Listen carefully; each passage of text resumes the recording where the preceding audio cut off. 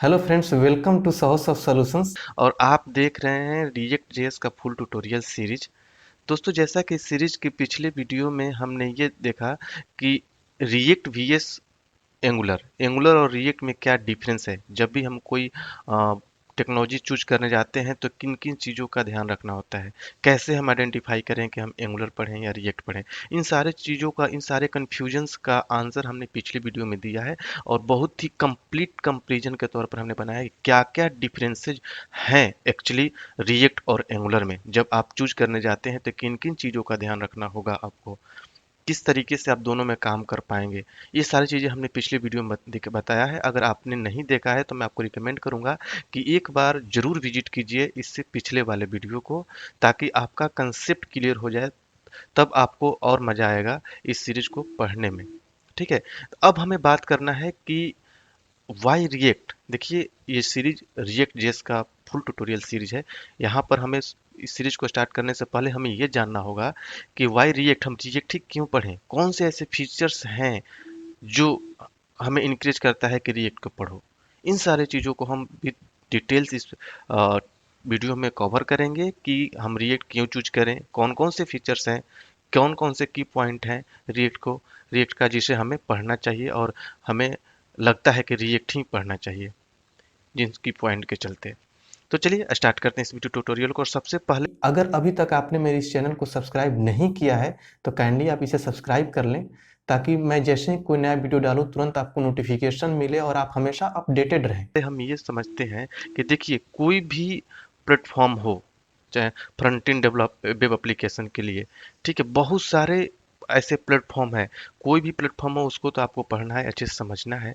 ठीक है, तो ऐसे बहुत सारे प्लेटफॉर्म हैं जो फ्रंट एंड वेब एप्लीकेशन को डेवलप करने के जो इजियर होते हैं, जैसे कि एंगुलर है। ठीक है, ऐसे बहुत सारे चीज़ें हैं। ठीक है, तो उसमें हमें ये ढूंढना है, ये पता करना है कि कौन-कौन से ऐसे बेनिफिट हैं रिएक्ट का जो बाकी लाइब्रेरीज और फ्रेमवर्क से इसको अलग करता है। ठीक है, तब हमें समझ में आएगा कि हम रिएक्ट क्यों पढ़ रहे हैं।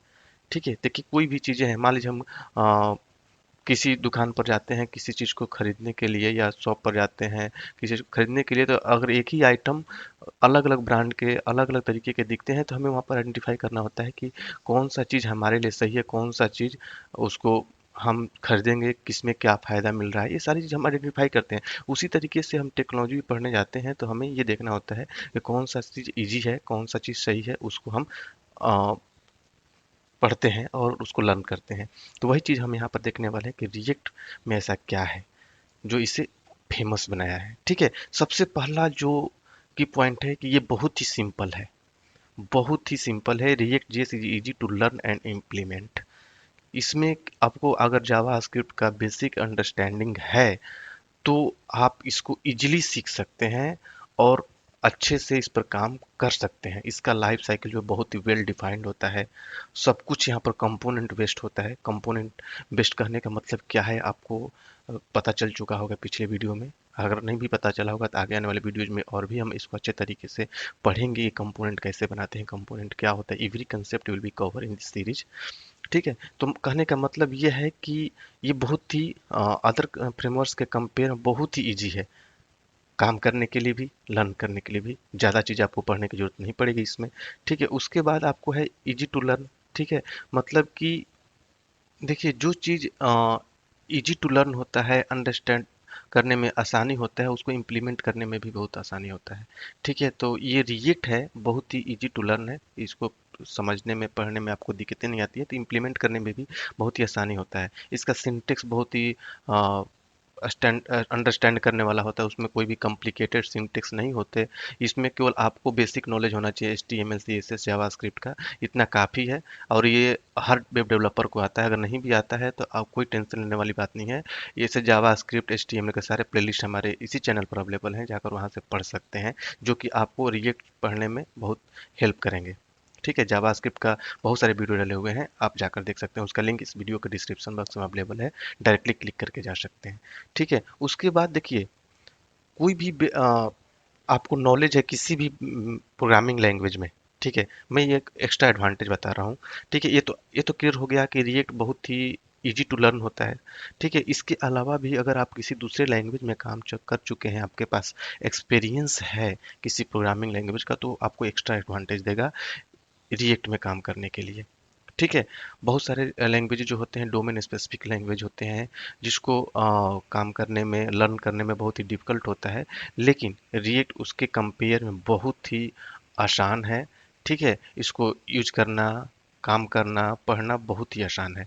ठीक है, जब हम इस सीरीज को स्टार्ट करेंगे, आगे देखेंगे, तो आपको इस चीज़ का भी मतलब निकल के आएगा, समझ में आएगा कि सचमुच में आसान है। ठीक है, लेकिन आसान कहने का मतलब ये नहीं कि बहुत ही आसान, उसमें आपको कुछ ना कुछ लर्न करना होगा। बहुत सारा कम्प्लेक्स प्रोजेक्ट पर काम करने के लिए और भी चीज़ें जो अलग से लाइब्रेरी इंप्लीमेंट करने होते हैं, उसके बारे में आपके पास नॉलेज होना चाहिए, तभी आप और भी अच्छा सा प्रोजेक्ट डेवलप कर पाएंगे। ठीक है, तो चलिए, इसके लिए तो आपको क्लियर हो गया कि बेसिक नॉलेज होना चाहिए HTML CSS और जावास्क्रिप्ट का। बाकी ये अपने आप इसमें आप सीख पाएंगे इजली। ठीक है, उसके बाद हम ये समझते हैं कि इसका नेटिव अप्रोच क्या है। देखिए, नेटिव अप्रोच कहने का मतलब यहाँ पर मोबाइल एप्लीकेशन से है। ठीक है, कोई भी एप्लीकेशन डेवलप किए जाते हैं तो ये माइंड में रख के डेवलप किया जाता है कि इसका मोबाइल वर्जन भी निकालना है हमें, इसको मोबाइल पर भी चलाना है, चाहे ऐप से चलाएं चाहे ब्राउजर से, चाहे वो कंफर्टेबल होना चाहिए सारे प्लेटफॉर्म पर। ठीक है, तो इसका जो रिएक्ट अप्रोच है बहुत ही अच्छा है। मतलब कि मोबाइल पर एप्लीकेशन डेवलप करने के लिए रिएक्ट नेटिव यूज किया जाता है। ठीक है, बहुत ही ट्रूली मोबाइल वर्जन को यूज करने में हेल्प करता है। मतलब कि इसका ऐप बहुत ही फास्ट चलता है, जो रिएक्ट नेटिव में यूज किया जाता है। ठीक है, और ये रिएक्ट जाना ही जाता है रीयूजेबिलिटी के लिए। You can use same code for multiple platforms. इसको यूज करके आप बहुत सारे मोबाइल एप्लीकेशंस जो iOS के लिए, एंड्रॉयड के, सब के लिए यूज कर सकते हैं, बना सकते हैं। तो ये एक बात आप ध्यान में रखिएगा कि जब भी आप रिएक्ट में काम कर रहे हैं और आपको रिएक्ट को यूज करके मोबाइल एप्लीकेशन डेवलप करना हो, तो आपको रिएक्ट नेटिव यूज करना होगा। ठीक है, जिस तरीके से एंगुलर में आयोनिक यूज किया जाता है, उसी तरीके से रिएक्ट में रिएक्ट नेटिव यूज किया जाता है। और ये बहुत ही फास्ट वर्क करता है, बहुत ही अच्छा ऐप डेवलप करने में हमें हेल्प करता है। उसके बाद डेटा बाइंडिंग। देखिए, डेटा बाइंडिंग बिल्कुल ही इसमें स्ट्रेट फॉरवर्ड है। वन में डेटा बाइंडिंग होता है। इसको इम्प्लीमेंट करने में, डिबग करने में, हर चीज़ में बहुत ही आसानी होता है। इसको ज़्यादा समझने के लिए और लर्न करने की ज़रूरत नहीं होती। हम इजीली इसको समझ लेते हैं और इजीली डिबग कर लेते हैं, इजीली हम काम भी कर लेते हैं। डेटा वन में डेटा बाइंडिंग क्या होता है, कैसे इम्प्लीमेंट करते हैं, इसको बिल्कुल ही प्रैक्टिकल और डीपली इंटरनल चीज़ें हम समझेंगे आगे डेटा बाइंडिंग के चैप्टर में बहुत ही अच्छे से। ठीक है, उसके बाद परफॉर्मेंस को लेकर अगर बात हम करें, तो परफॉर्मेंस भी रिएक्ट का बहुत ही अच्छा है, क्योंकि ये काम करता है आपके वर्चुअल डॉम पर। वर्चुअल डॉम और रेगुलर डॉम क्या होता है, इसके बारे में हमने पिछले वीडियो में बता रखा है। तो आप अगर इस सीरीज को स्टार्टिंग से फॉलो कर रहे हैं, तो आपको इसके बारे में पता होगा कि वर्चुअल डॉम क्या होता है और रेगुलर डॉम क्या होता है। अगर नहीं आपको पता है, तो आप एक बार विजिट कर सकते हैं इस सीरीज के वीडियोज में। ठीक है, तो देखिए, ये वर्चुअल डॉम को रेफर करता है, इसलिए इसका परफॉर्मेंस बहुत फास्ट हो जाता है। जैसा कि मैंने बताया था कि अगर कोई भी आइटम आपको चेंज करना है, तो डॉम में, तो वर्चुअल डॉम होने के चलते क्या करता है कि केवल जाकर उसी आइटम को चेंज कर देता है। बाकी सारे इंटायर एप्लीकेशन के जो डॉम बनता है, जो इंटायर पेज का डॉम बनता है, उसको ये अपडेट नहीं करता। केवल पार्टिकुलर उसी चीज़ को अपडेट करता है जो प्रीवियस और करंट वाले डॉम में डिफरेंस है, बस उसको जाकर चेंज कर देगा। ठीक है, तो ये बहुत ही फास्ट होता है और सिक्योर्ड होता है। इसका परफॉर्मेंस में कोई भी इशू नहीं आता, बहुत ही अच्छे से काम करता है। ठीक है, और कहें तो अदर जो हमारा फ्रंट एंड डेवलपमेंट का, वेब डेवलपमेंट के लिए जो यूज किए जाते हैं लाइब्रेरी और फ्रेमवर्क, उसके कंपेयर में रिएक्ट का परफॉर्मेंस सचमुच में फास्ट है। ठीक है, उसके बाद easy creation of dynamic applications. आप रिएक्ट को यूज करके कोई भी वेब एप्लीकेशन इजीली क्रिएट कर सकते हैं, क्योंकि इसमें आपको ज़्यादा कोड करने की जरूरत नहीं पड़ेगी।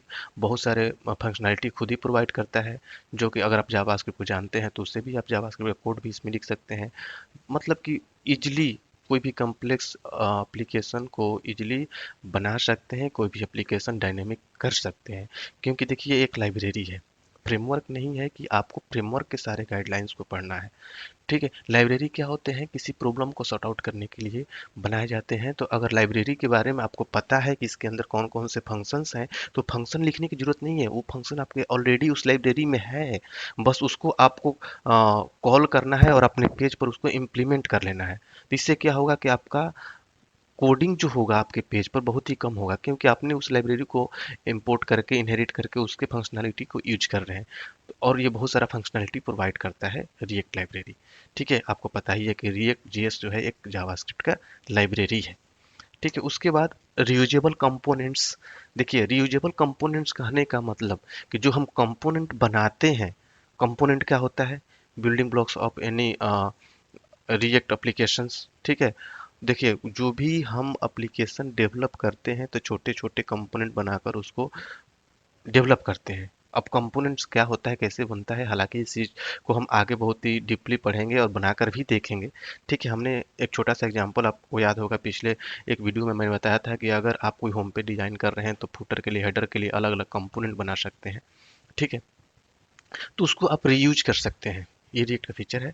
आप अगर अपने कोई कंपोनेंट बना लिया तो एक एप्लीकेशन का कंपोनेंट दूसरे एप्लीकेशन में बस जस्ट कॉपी पेस्ट से कर सकते हैं, या फिर एक कोई कंपोनेंट आपने बना लिया तो मल्टीपल पेजेज पर उसको यूज कर सकते हैं। ठीक है, थ्रू आउट एप्लीकेशन कहीं भी उसको रीयूज कर सकते हैं, मतलब कि बार बार एक ही कोड लिखने से बचेंगे आप, कोड को रीयूज कर सकते हैं। ये बहुत ही अच्छा फीचर है कि क्योंकि अगर आप ऐसा करते हैं तो आपका एप्लीकेशन का जो साइज होगा वो भी छोटा होगा, क्योंकि बहुत सारे कोड आप बचा देते हैं, ज़्यादा कोड लिखेंगे नहीं। एक बार आपने कोई कंपोनेंट बना लिया तो उस कंपोनेंट को मल्टीपल पेजेज पर, मल्टीपल प्लेस पर यूज कर सकते हैं, कहीं भी किसी के एप्लीकेशन पर, या फिर उसको कॉपी करके दूसरे एप्लीकेशन में भी यूज कर सकते हैं। ठीक है, तो ये यूटिलिटी प्रोवाइड करता है। ठीक है, अगला है टेस्ट करने के लिए। देखिए, अगर जावा रिएक्ट जेएस के एप्लीकेशंस को टेस्ट करना है तो बहुत ही इजीली टेस्ट कर सकते हैं। ठीक है, इसका टेस्टिंग बहुत ही इजीली हो जाता है। ठीक है, रिएक्ट जेएस का एप्लीकेशन, इसको डिबग करने में या कोड को हमें आइडेंटिफाई करने में कहाँ पर क्या प्रॉब्लम है, कैसे है, बहुत इजीली हम डिबग कर लेते हैं। ठीक है, इसके बाद dedicated tools for easy debugging. देखिए, फेसबुक खुद क्रोम एक्सटेंशन रिलीज किया है जिसको यूज करके आप रिएक्ट के एप्लीकेशन को डिबग कर सकते हैं। एक्सटेंशन क्या होता है, जो ब्राउजर में हमें इनेबल करना होता है, उसको यूज करके हम रिएक्ट के एप्लीकेशन को इजिली डिबग कर सकते हैं। हालांकि कैसे करते हैं, कैसे एक्सटेंशन को इनेबल करते हैं ब्राउजर में, सब कुछ हम आगे आपको बहुत ही डीपली और इंटरनली मैं बताऊंगा, जिससे आप इजीली उसको यूज कर पाएंगे और अपने एप्लीकेशन को डिबग कर पाएंगे। ठीक है, तो मतलब कि ये प्रोसेस जो है डिबगिंग का, रिएक्ट वेब एप्लीकेशन को और भी फास्टर और ईजियर बनाता है। मतलब कि आपको अलग से कुछ समझने की, सीखने की जरूरत नहीं है। आप इजीली डायरेक्टली ब्राउजर में ही डिबग करके और अच्छे से समझ पाएंगे जो फेसबुक ने क्रोम एक्सटेंशन दिया है। ठीक है, अब आगे समझिए कि ये एसईओ फ्रेंडली फीचर्स देता है। देखिए, अब इसके पास एसईओ फ्रेंडली फीचर्स है। एसईओ अब क्या है, सर्च इंजन ऑप्टिमाइजेशन। अब कोई भी एप्लीकेशन आप डेवलप करते हैं, कोई भी website application, web application develop करते हैं, तो आप चाहते हैं कि आपका एप्लीकेशन गूगल में कोई कुछ सर्च करे तो आपका एप्लीकेशन भी ट्रेंडिंग में आए, सर्च होकर आए। तो एसईओ फ्रेंडली एप्लीकेशन ही सर्च में आते हैं। मान लीजिए मैं कोई कीवर्ड सर्च करता हूँ कि हाउ टू लर्न एंगुलर या हाउ टू लर्न रिएक्ट, तो ये बहुत सारे वेबसाइट पर ऐसा होगा, लेकिन कुछ एक वेबसाइट ही सर्च के ऊपर आते हैं।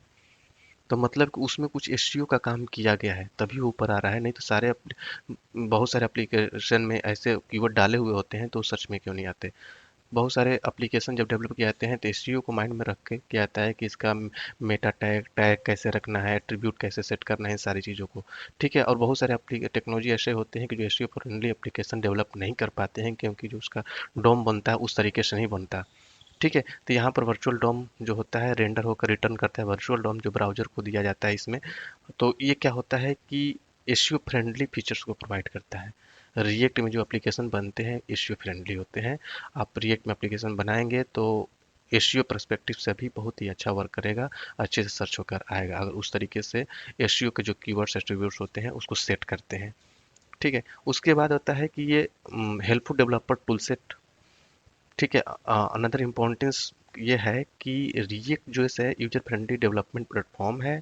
ठीक है, ये बहुत ही टूल्स प्रोवाइड करता है, जैसे कि मेजर दो टूल्स है, React to developer tools and Redux developer tools. इसको यूज करके क्रोम एक्सटेंशन में देखिए इसको क्या करते हैं कि क्रोम एक्सटेंशन में एज ए क्रोम एक्सटेंशन इसको इंस्टॉल करते हैं और इसको हम इजीली यूज कर लेते हैं। देखिए टूल्स जो होते हैं हमारे काम को और आसान करते हैं। कोई भी काम हम करने जाते हैं तो कुछ प्रॉब्लम आता है, तो अगर हम कोई अलग से लाइब्रेरी टूल्स यूज करके उसको हैंडल कर लेते हैं। ठीक है। अब मान लीजिए कि हम अगर जनरल एग्जांपल दूं, तो आपके पास कुछ काम करना है, उसका एक टूल है, तो उस टूल से उसको इजीली हैंडल कर लेंगे। अगर आपके पास टूल नहीं है तो उसको कॉम्प्लेक्स तरीके से करेंगे, आपको उसमें मेहनत लगेगा। ठीक है। तो ये टूल्स प्रोवाइड करता है जिसको यूज करके आपको अपने काम को इजीली हैंडल कर सकते हैं। ठीक है। अब हम बात करते हैं कि इसका जो कम्युनिटी है बहुत ही स्ट्रांग है। हालांकि जब रिएक्ट को डेवलप किया गया था तो इंटरनल यूज के लिए किया गया था कि हम अपने इंटरनल काम करेंगे, लेकिन बाद में इसको इंटायर वर्ल्ड के लिए शेयर कर दिया गया। आपको पता है कि ये फेसबुक का प्रोडक्ट है। फेसबुक ने इसको जब डेवलप किया था तो इंटरनल अपने एप्लीकेशंस में यूज करने के लिए ही डेवलप किया था, लेकिन उनको लगा कि इसे हमें वर्ल्ड के साथ शेयर करना चाहिए, सभी लोग इसको यूज करें, तो उन्होंने इसको पब्लिकली लॉन्च कर दिया। ठीक है। तो इसके पास जो करेंटली अभी भी supported by Facebook and Instagram engineering team, जो फेसबुक और इंस्टाग्राम का जो इंजीनियरिंग टीम है उसी वही लोग इसको सपोर्ट करते हैं, लेकिन इसका जो कम्युनिटी है बहुत ही बड़ा है। ठीक है। जैसे कि रिएक्ट गिटहब रिपोजिटरी, यहाँ पर आपको 1377 कंट्रीब्यूटर्स हैं। ठीक है। मतलब कोई भी क्वेश्चन पूछना हो तो स्टेप फ्लो पर आपको पूछ सकते हैं। डिस्कशन फॉर्म्स हैं, बहुत सारे चार्ट हैं, बहुत सारे ऐसे सोशल मीडिया प्लेटफॉर्म है जहाँ पर आप इसको पूछते हैं, तो इसका कम्युनिटी बहुत ही स्ट्रांग है। मतलब कि बहुत लोग इसको सीखना चाहते हैं और बहुत लोग इसको यूज करना चाहते हैं। बहुत सारे लोगों के माइंड में ये क्वेश्चन आते हैं, तो बहुत सारे फॉर्म्स दिए गए हैं। ठीक है। तो आपको इस तो क्लियर हो गया कि बहुत इजी टू लर्न होता है, सिंपल होता है, ये सारी चीज़ें हमने डिस्कस किया। ठीक है। इस चीज़ से आपको ये चीज़ लग गया होगा कि रिजेक्ट क्यों फेमस है। ठीक है। फेमस इस नेचर्स में भी है कि बहुत ही आसानी से आप इसको सीख सकते हैं। कोई भी एप्लीकेशन बहुत ही इजीली और जल्दी क्विकली डेवलप कर सकते हैं, और ये रियूजेबल कंपोनेंट्स प्रोवाइड करता है जिसको कहीं भी यूज कर सकते हैं, बार बार कोडिंग करने से बचेंगे, टेस्टिंग अच्छे से कर सकते हैं। मतलब वो सारी फीचर्स जो एक एप्लीकेशन के लिए होते हैं और मोबाइल एप्लीकेशन के लिए नेटिव जो प्रोवाइड करता है, मोबाइल एप्लीकेशन के लिए होते हैं। ठीक है। तो ये सारे चीज़ें प्रोवाइड करता है। ठीक है। इसीलिए रिएक्ट इतना फेमस है और लोग इसमें अपना करियर ढूंढ रहे हैं। ठीक है। तो आई थिंक आपको ये सारी चीज़ समझ में आ गया होगा कि हम रिएक्ट क्यों चूज करें, रिएक्ट के क्या फीचर्स हैं। फिर भी आपके माइंड में कोई कन्फ्यूजन है तो आप हमारे कमेंट बॉक्स में जरूर शेयर कीजिए। कोई सजेशन है तो सजेशन दे सकते हैं, हम आपके सजेशन को कंसीडर करेंगे। ठीक है। कोई इशू है तो कमेंट कीजिए। अगर और आप वीडियो को ज़्यादा से ज़्यादा लाइक कीजिए, ज़्यादा से ज़्यादा लोगों के साथ शेयर कीजिए, ताकि सबको अच्छे से रिएक्ट समझ में आए। अगर अभी तक आपने सब्सक्राइब नहीं किया है तो चैनल को जल्दी सब्सक्राइब कर लीजिए, क्योंकि इस सीरीज में बहुत ही अच्छे अच्छे वीडियो आने वाले हैं जो आपको हमेशा अपडेट रखेंगे। ठीक है। तो चलिए मिलेंगे अगले वीडियो में अगले टॉपिक के साथ। तब तक के लिए थैंक यू सो मच। तो दोस्तों हम ऑनलाइन ट्रेनिंग भी प्रोवाइड करते हैं, जिसमें कि ऑनलाइन क्लास होता है। घर बैठे आप कहीं से भी लाइव सेशन अटेंड कर सकते हैं, वहाँ पर अपना डाउट क्लियर कर सकते हैं, जो कि कॉर्पोरेट लेवल का होता है। रिएक्ट जेएस का भी हमारा ऑनलाइन क्लास चलता है, जिसमें कि रिएक्ट जेएस का पूरा कंसेप्ट पढ़ाया जाता है। उसके बाद इसमें लाइव प्रोजेक्ट पर भी ट्रेनिंग दिया जाता है। इसके जैसा ही एंगुलर का भी क्लास चलता है हमारा, जिसमें कि हम पूरा एंगुलर कवर करते हैं। उसके साथ ही हम लाइव प्रोजेक्ट पर भी ट्रेनिंग देते हैं। और इसके अलावा बहुत सारे जो कोर्सेज हैं जिसका हम ट्रेनिंग देते हैं कॉर्पोरेट लेवल का, जैसे कि मोंगोडीबी हुआ, फिर भी मेन डेवलपर का हुआ, जो मीन जो होता है उसका पूरा कंसेप्ट हम डिलीवर करते हैं। इसके अलावा बहुत सारे कोर्सेज हैं जिसके लिए हम ऑनलाइन ट्रेनिंग प्रोवाइड करते हैं, जैसे एज्योर हुआ। तो आप हमारे वेबसाइट पर विजिट कर सकते हैं, जिसका लिंक इस वीडियो के डिस्क्रिप्शन बॉक्स में है। आप वहां से जाकर देख सकते हैं कि कौन कौन सा कोर्स हम पढ़ाते हैं। और जो स्क्रीन पर अभी आपको मोबाइल नंबर दिख रहा है, इस पर कॉल करके अभी आप इंक्वायरी कर सकते हैं कि किस कोर्स का कमिंग बैच कब है। अभी इंक्वायरी कीजिए और अपने कैरियर को ऊंची उड़ान तक लेकर जाइए। तो मैं आपको यही कहना चाहूँगा कि अगर आप कॉर्पोरेट लेवल की नॉलेज रखना चाहते हैं तो आपको हमारा ऑनलाइन क्लास ज्वाइन करना चाहिए।